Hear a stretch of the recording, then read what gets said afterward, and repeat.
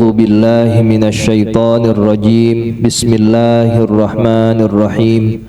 Alhamdulillahi rabbil alamin wa bihi nasta'in ala umurid dunya waddin. Wa sallallahu wa sallama ala sayyidina wa maulana Muhammadin khatamin nabiyyin wa ala alihi wa sahbihi ajma'in wa la hawla wa la quwwata illa billahil aliyyil azim. Allahumma la ilma lana illa ma 'allamtana innaka antal alimul hakim wa la fahma lana illa ma fahamtana innaka antal wasi'ul karim.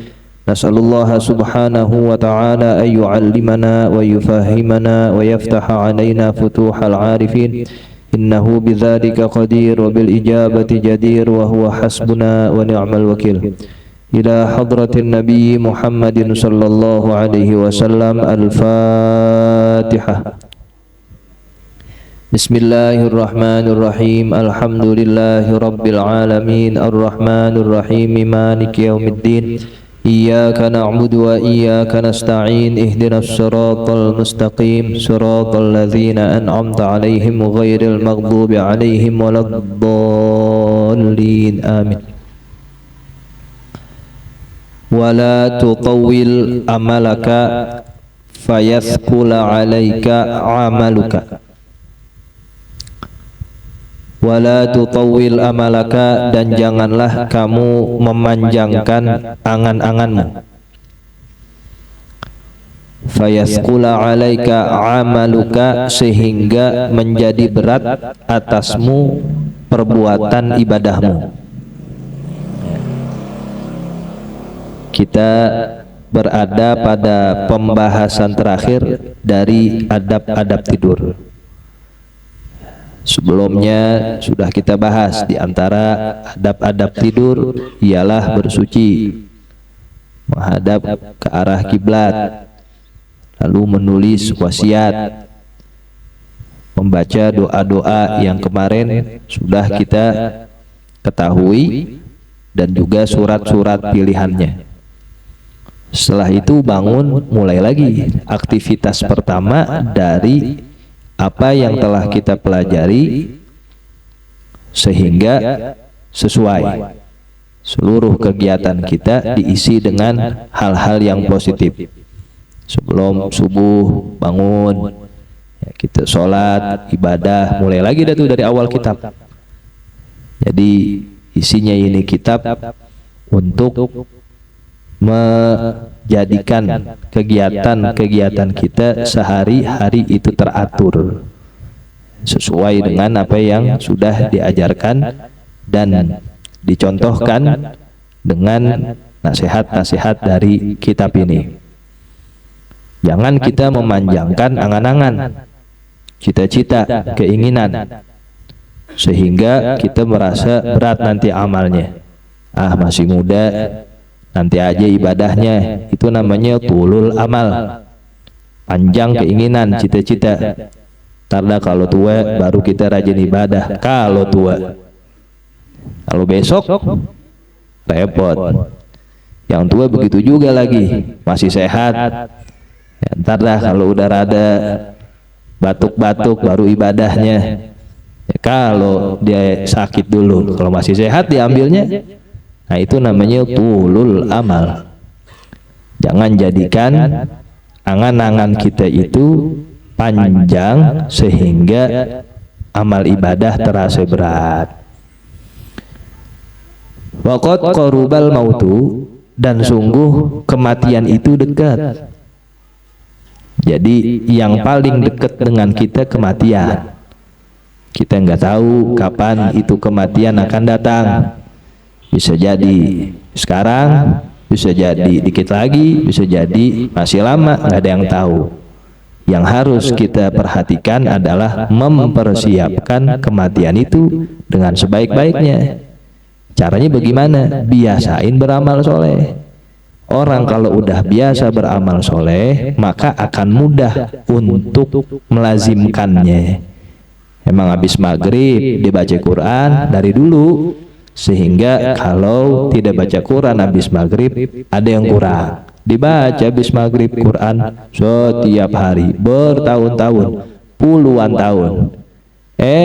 Catatannya emang mati habis maghrib. Jadinya mati dalam keadaan membaca Al-Quran, husnul khotimah. Kenapa bisa begitu? Dibiasain. Ya, pembiasaan itu akan melahirkan sesuatu yang konsisten. Emang biasanya di sholat subuh berjamaah, mau capek, mau tidurnya tengah malam, sholat subuh biasanya jamaah terus bertahun-tahun begitu.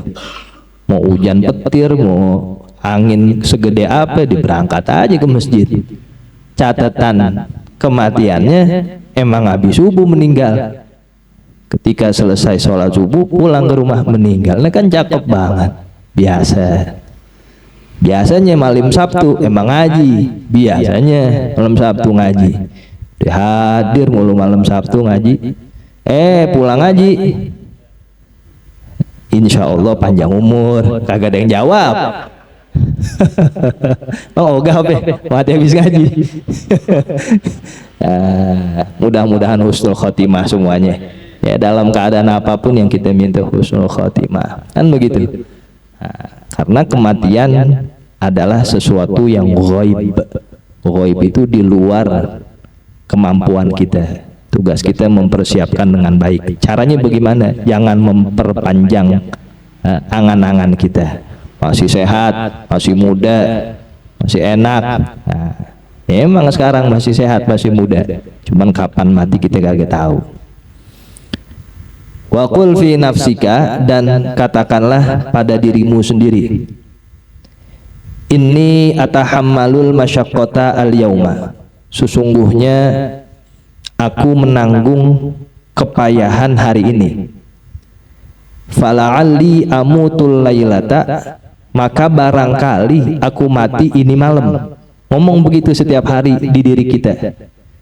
Biarin dah saya capek nih hari, capek ibadah maksudnya. Tahammulul masyaqqah, kita tanggung, kita jalani kesusahan, kepayahan dalam beribadah setiap hari. Mulai dari kapan? Mulai dari sebelum subuh tuh kita bangun. Ya, saya ini malam sholat tahajud, capek emang, ngantuk. Kita ibadah, nanti subuh berjamaah di masjid, capek. Ya, kita keluar, kita pulang, nanti siap-siap mau kerja, cari nafkah, capek. Cari nafkah kewajiban, ibadah juga itu.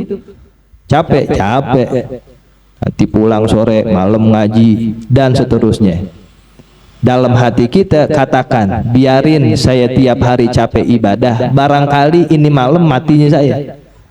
Itu namanya bukan tulul amal, tapi qasrul amal, memendekkan cita-cita atau angan-angan dalam ia menginginkan konsisten untuk beribadah. Wa asbirul lailata, dia ngomong lagi, saya sabar ibadah malam ini. Fala'alli amutu ghadan, maka barangkali besok saya mati. Ini malam saya ibadah. Kenapa? Barangkali besok saya kagak ada umur, malamnya sudah dilakukan dengan ibadah-ibadah. Ya, kalau setiap hari kita begitu, insya Allah lempeng aja dah tuh. Nggak berani macam-macam. Ini hari bisa jadi hari terakhir kali ya. Apa yang kita lakuin? Nggak keluar udah dari kamar, sholat aja, ngaji aja. Bisa jadi besok terakhir ya. Malam di ibadah. Setiap hari begitu. Lama-lama puluhan tahun, ternyata umurnya panjang juga ini orang. Lebih bagus lagi. Ya, dia menghasilkan umur yang produktif, isinya ibadah semua. Fa innal mauta la yahjumu fi waqtin makhsusin, karena sesungguhnya mati itu tidaklah menyergap pada waktu yang tertentu. Wahalin makhsusin, dan keadaan tertentu. Wasinin makhsusin, dan usia tertentu. Fala budda min hujumihi, maka tidak boleh tidak dari datangnya itu mati. Jadi mati kagak datang tiba-tiba di waktu yang tertentu. Mati itu biasanya habis sholat, ya belum tentu juga kalau di sholat, kalau kagak, atau kondisi tertentu, atau usia tertentu. Orang mati biasanya sakit dulu, kagak ada tuh begitu, qaidahnya nggak ada. Meskipun aghlabiyah, kebanyakannya kita temukan demikian. Maka dikatakan al-maradu babun min abwabil maut. Tapi enggak melazimkan orang mati sakit dulu. Ya, pagi-pagi ketemu, mana Pak Haji jogging nih, wah cakep jogging. Zuhur disiarin. Nah, tadi pagi jogging kan mau nyari sehat katanya. Karena enggak tertentu pada satu kondisi atau keadaan. Atau umur tertentu, masih muda, masih lama nih. Nah, enggak ada itu. Kapan aja dia mau datang, itu silahkan karena memang hal yang ghaib. Falisti'dadu lahu aula, maka mempersiapkan bagi kematian itu lebih utama. Minal isti'dadi lid dunya, dari mempersiapkan kebutuhan dunia. Kalau memang sudah ia punya rasa cukup, mempersiapkannya kita terhadap kematian lebih utama. Ya memang dunia ini kita butuh, cuman akan sirna, akan kita tinggalkan. Adapun kematian pasti, dan di dalamnya harus mempunyai banyak persiapan. Wa anta ta'lamu, dan kamu mengetahui, annaka la tabqa fiha, bahwasanya kamu tidak akan tinggal di alam dunia ini, illa muddatan yasiratan, kecuali masa yang sebentar. Kita sadar benar hidup di dunia sebentar, singkat, cepat. Kemarin malam Sabtu, sekarang udah malam Sabtu lagi, cepet banget. Ya, besok udah awal bulan, nanti dikit lagi awal tahun, sekarang udah Zulhijjah. Umur makin lama makin tambah. Yang tadinya 30-an jadi 40, yang 40-an jadi 50, 60, terus ya, mantu motor terus bertambah. Ya, waktu berputar tanpa memperdulikan apa yang kita lakukan dari taat atau maksiat. Dia nggak peduli, tiap hari dinambah. Mau kita taat, mau kita maksiat, kagak urusan kata waktu. Saya terus bertambah. Nu repot. Ya, kita ibadah masih begini-begini aja. Apa yang harus kita persiapkan? Bisa jadi dalam kubur lebih lama umur kita dari dunia ini. Ya, di dunia 60, 70, di kuburan bisa ratusan tahun. Siapa yang nemerin itu? Kalau bukan amal-amalan soleh kita sekarang. Nah, maka kata Nabi, al-kayyisu man dana nafsahu lima ba'dal maut. Orang yang cerdas, orang yang punya kecerdasan adalah yang orientasinya adalah persiapan setelah mati. Itu aja yang dipikirin. Nanti bagaimana ya saya mati? Kira-kira apa yang bisa nemenin saya dalam kubur? Apa Quran saya, apa sedekah saya? Karena dia sadar kehidupan itu singkat. Wala'allahu lam yabqa min ajalika, dan barangkali tidak tersisa dari ajalmu itu illa yaumun wahidun, kecuali sehari, au nafasun wahidun, atau satu kali nafas. Ya kita nggak ada yang tahu ya, apa besok, apa malam ini, yang namanya mati kapan aja. Nah, untuk itu jangan kita memanjangkan angan-angan, sehingga kalau kita manjangin angan-angan emang rasanya lama bener. Masih muda, nanti aja dah ibadah. Masih muda, emang ada yang menjamin mati harus tua dulu? Masih sehat, nanti aja dah. Nah, itu semuanya akan membuat kita berat untuk beramal. Tapi kalau kamu letakkan kematian nusba ainaik di depan mata kamu, ya, sesungguhnya itu sebagai pendorong motivasi kita untuk bisa lebih baik lagi hari demi hari. Faqaddir hadza fi qalbika kulla yaum, maka fikirkanlah hal ini pada hatimu setiap hari. Bagaimana kalau saya mati nanti malam atau besok? Wa kallif nafsaka sabra ala ta'atillahi yauman fa yauman, dan bebanilah dirimu dengan kesabaran untuk taat kepada Allah yauman fa yauman, hari demi hari. Kallif, kita harus capek memang, membebankan diri kita untuk sabar. Orang maksiat capek juga, taat capek juga. Mau capek maksiat atau capek taat? Nah, di situ iman yang nantinya menentukan. Setan godain dah, ya udah dah, gak usah ngerjain ini, gak usah ngerjain itu. Tapi kalau kita sadar akan hal ini, Kematian di hadapan kita, sementara bekal belum banyak, kita rela capek-capean untuk beribadah kepada Allah Subhanahu wa taala dengan sungguh-sungguh. Fa innaka law qaddartal baqa'a khamsina sanatan, maka sesungguhnya apabila engkau mengira-ngira al-baqa'a masih hidup, khamsina sanatan 50 tahun lagi, wa alzamtahas sabra, dan kamu memaksakan nafsumu buat sabar, ala ta'atillahi ta'ala, untuk taat kepada Allah ta'ala, nafarat, itu nafsu bakal lari, wastas'abat, dan merasa sulit, alaika, atas dirimu. Kita anggap nih 50 tahun kali hidup, ya masih lama matinya, ya kira-kira 100 tahun lagi deh kita hidup, suruh ibadah, kira-kira semangat atau kagak? Kagak, masih 50 tahun lagi. Sekarang leha-leha dulu dah, masih muda, nongkrong dulu banyakin, masih muda. Ternyata bukan 50 tahun lagi, bisa jadi 5 minggu, 5 hari, 5 jam, wallahu a'lam. Karena apa? Tulul amal tadi, panjang angan-angan. Sehingga nafsunya kalau diajak ibadah susah, sebab bayangan dia masih lama.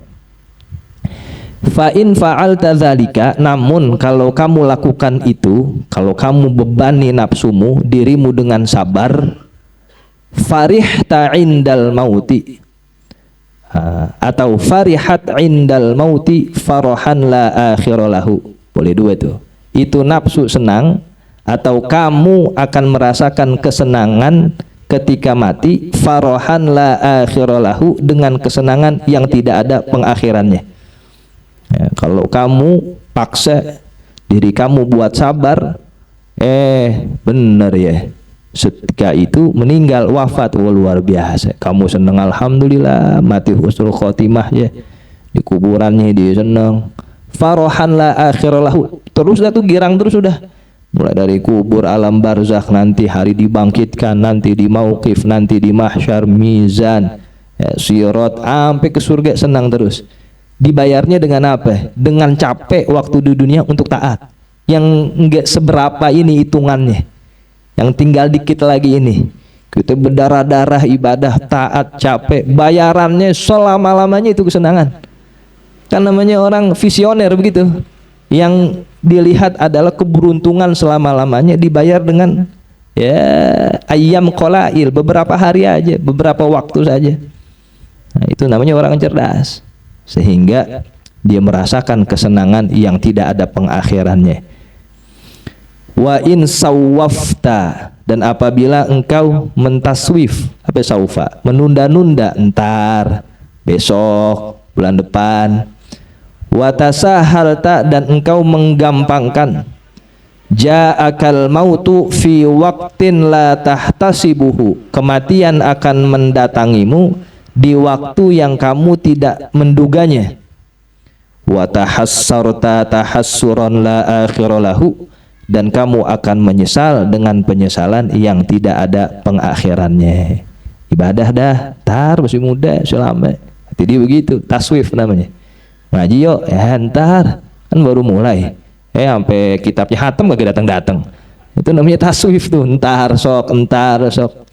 Ya, ayo kita mulain puasa yuk gitu. Ya, jangan Ramadan aja nih kita tambahin yang lain. Ya gampang dah, besok dah. Jangan. Ketika kita punya kesempatan, kesehatan, dan keluangan waktu, usahakan ada penambahan dalam ibadah apa aja. Ya, enggak mesti ini, enggak mesti itu yang ditentukan. Yang kita seneng apa ngaji Qur'annya semakin banyak, apa zikirnya, apa sedekahnya, apa girangin orangnya, apa silat, apa aja min anwa'il ibadat, dari jenis-jenis ibadat ada penambahan. Seketika itu mati datang, nah kita kagak rugi. Wa indas sabahi yuhmidul qaumu, ya, bi dhammah ya wa kasril mim. Dan ketika pagi datang, yuhmidul qaumu, pantas satu kaum mendapatkan pujian, as-sura, dengan perjalanan di malam hari. Ini satu ibarah. Orang yang melakukan perjalanan di malam hari artinya musafir, paginya dia pantas dapat pujian karena capek letihnya sudah dilakukan. Kita katakan alhamdulillah kamu sampai. Iya, malamnya capek, nggak apa-apa, yang penting sampai. Begitupun orang yang ibadah, alhamdulillah husnul khotimah. Iya, waktu di dunianya saya capek ibadah, nggak apa-apa, yang penting husnul khotimah. Begitu maksudnya, nggak apa-apa.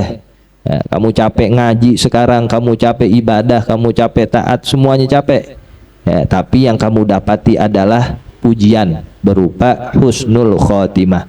Karena nggak ada yang kagak capek kalau kita ingin mendapatkan kemuliaan. Wa man talabal ula sahirul layali. Orang yang pengen dapat kemuliaan, ketinggian derajat, malamnya bangun ibadah. Sehingga itu semuanya menjadi modal untuk mendapatkan kemuliaan dari Allah Subhanahu wa taala.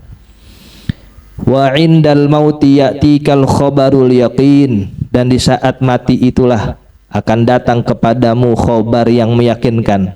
Benar ya, yang kita rasakan selama ini kita dapati hasilnya sekarang. Wala ta'lamunna naba'ahu, dan kamu akan mengetahui kebenaran berita Al-Quran ba'da hinin, setelah beberapa waktu lagi. Oh, yang Allah ceritain begini surga, iya saya rasain. Yang Allah bilang begini, kemudahan-kemudahan kalau kita melakukan ini, iya saya rasain. Sedekah balas ini begini, ibadah sholat begini. Itu semuanya akan kita rasakan sebentar lagi, karena dunia hanya sesaat. Nah, maka kata pengarang, biarin sekarang kita capek taat, kita capek ibadah, nanti hasilnya akan kita lihat, kita laksanakan ya, bersama-sama, sebab jerih payah yang dilakukan dari ibadah di dunia ini. Wa idza arsyadnaka ila tartibil aurat, dan ketika kami menunjukkan kepadamu pada susunan wirid-wirid. Kita udah bilangin kemarin, kegiatan mulai dari bangun sampai tidur lagi. Falnadhkur laka kaifiyatas sholati wassaum, maka sekarang akan kami jelaskan kepadamu tata cara sholat dan puasa. Wa adabahuma, dan kami akan jelaskan kepadamu adab-adab sholat juga puasa. Wa adabal imamati wal qudwati wal jumu'ati, dan adab-adab menjadi imam, makmum, serta adab-adab Jumat. Nah, setelah ini pengarang akan menjelaskan kepada kita ibadah per ibadah lebih khusus lagi.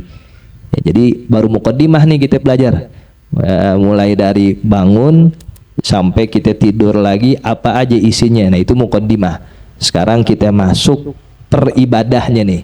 Nah, sehari itu ada yang namanya sholat, nanti bagaimana tata caranya. Ya, yang dasar-dasar. Karena ini bukan murni kitab fikih sehingga harus mendetail. Yang dasar-dasar yang wajib diketahui bagi kita. Setiap kita kan sholat. Nah, apa aja itu yang mesti kita lakukan? Kita puasa, ya, kita nanti menjadi makmum, menjadi imam Jumatan. Nah, itu semuanya akan dijelaskan melalui kitab ini. Adabus sholati, adab-adab sholat. Fa idza faragta min taharatil hadasi wa taharatil khabasi, dan apabila kamu selesai dari mensucikan hadas dan mensucikan dari kotoran, kamu selesai bersuci rapih, udah nggak ada hadas kecil maupun besar, bersuci dari kotoran, fil badani, di badan, wasyabi wal makani, dan pakaian juga tempat. Nah, ini sebagai syarat pertama sholat, yaitu toharoh, suci. Wa min satril aurati, dan kamu selesai dari menutup aurat. Minas surrati ilar rukbati, dari pusar sampai ke lutut. Bagi laki-laki, kamu juga sudah lakukan itu sebagai syarat sholat yang kedua. Fastaqbilil qiblata, maka menghadaplah kamu ke arah kiblat, sebagai syarat sholat ketiga. Qaiman, dalam keadaan berdiri, muzawijan baina qadamaika, berdampingan di kedua kakimu. Artinya tidak ada yang lebih maju atau mundur, sejajar. Bihaitsu la tadummuhuma, dengan sekira-kira kamu tidak merapatkan kedua kakimu itu. Jadi agak renggang, biqadri shibrin. kurang lebih selangkah dari telapak kaki kita. Ya, nggak ada yang lebih maju kiri atau kanannya, nggak ada yang lebih mundur. Tidak terlalu rapat, agak diberikan ruang. Wastawi qa'iman, dan luruskanlah safnya qa'iman dalam keadaan engkau berdiri. Artinya kamu luruskan kalau berjamaah. Waqra, dan bacalah qul a'udzu birabbin nas, surat An-Nas. Ini sebelum kita mulai sholat nih semuanya. Udah bersuci, udah nutup aurat dan menghadap kiblat, udah lempeng barisan sholat kita dalam keadaan berdiri, baca dulu qul a'udzu birabbin nas. Tahassunan biha, sebagai penjagaan diri dengan itu surat, minasyaitonir rajim, dari godaan setan yang terkutuk. Baca dah tu a'udzubillahi minasyaitonir rajim, bismillahirrahmanirrahim, qul a'udzu birabbin nas sampai rapi. Wa ahdir qalbaka, dan konsentrasikan hatimu, ma anta fihi, kepada siapa engkau berada di dalamnya. Kita lagi pengen menghadap siapa itu sholat, buat hatinya konsen, tidak ada pikiran-pikiran di luar sholat. Wa farrighhu ay wa farrighil qalba, dan kosongkanlah hatimu itu minal waswasi, dari rasa waswas. Pokoknya hadirkan Allah dengan segala keagungannya, bersihkan hati kita untuk menghadap Allah. Wanzur, dan fikirkanlah baina yadai man taqumu wa man tunaji, di hadapan siapa engkau berdiri dan di hadapan siapa engkau akan bermunajat. Pikirin, sekarang kita pengen ngadep siapa nih? Ngadep Allah Maha Besar yang menciptakan kita, pemilik alam semesta ini. Kita akan berdoa di hadapan Allah. Pikirin tuh, kalau kagak gemeter ya, sehingga yang ada adalah kekhusyuan. Orang-orang ahli ibadah tuh kalau takbir Allah agak nangis. Ya, orang mikirnya di hadapan siapa ia berdiri? Allah Rabbul Alamin, Tuhan pencipta alam, Al-Jabbar, Maha Perkasa, Al-Qahhar, Maha Memaksa dengan segala macam keagungan dan kedikdayaannya. Takbir lagi Allahu Akbar, nangis. Kagak jadi sholat tuh udah ya, nangis. Kagak jadi sholat bukan karena nggak bisa, nggak kuat hatinya ya, sebab penuhnya hati tersebut dengan cahaya, dengan keimanan, dengan kekhusyuan kepada Allah. Begitu kan tenang aja, Allah nyantai aja, baju borok kok kagak ada urusan dah ya, karena kita nggak ada menghadirkan keagungan di hadapan siapa kita berdiri. Kalau kita mau ketemu bos saya luar biasa, mau kerja, mau kondangan ya, dari pagi dicari tuh mana yang paling bagus nih, kondangan ke tempat bos nih, luar biasa, kita pandang bener. Nah, di hadapan Allah ya, sekena-kenanya, tahu sekena-kenanya asal aja udah, nggak begitu ya. Ya, usahakan yang terbaik. Kalau memang kita belum bisa sepenuhnya khusyuk, usahakan yang terbaik yang kita serahkan, yang kita persembahkan dari ibadah kepada Allah. Wastahi antuna jia maulaka biqalbin ghafil, dan malulah kamu bermunajat kepada Tuhanmu dengan hati yang lalai. Wa sadrin mashhun, dan dengan hati yang berisi biwasawisid dunia, dengan waswas dunia. Wa khaba'ithis syahwat, dan juga kotoran-kotoran syahwat. Ini belum mulai sholat ini ya, masih kita sebelum itu mengosongkan hati kepada siapa kita akan menyembah. Iyyaka na'budu wa iyyaka nasta'in ya, bagaimana seharusnya kita sholat sehingga benar-benar sholat itu tanha anil fahsya'i wal munkar, kan begitu firmannya. Inna sholat, satu sholat aja tanha anil fahsya'i wal munkar, sudah cukup, atau jenis sholat ini sudah cukup dari mencegah fahsya, keburukan, kemungkaran. Kalau yang habis sholat masih korupsi, masih nyolong, berarti bukan sholatnya yang salah itu ya, bagaimana di ketika sholat sehingga masih ada fahsya dan munkar. Padahal Allah sudah berjanji, shadaqallahul azim, maha benar Allah atas segala janji dan firman-Nya. Harusnya kalau orang sholat benar, kalau dilakukan seperti ini caranya. Nah, maka ketika ada yang keluar dari hal tersebut, perlu dipertanyakan lagi bagaimana cara ia sholat ya. Gitu. Wa'lam annahu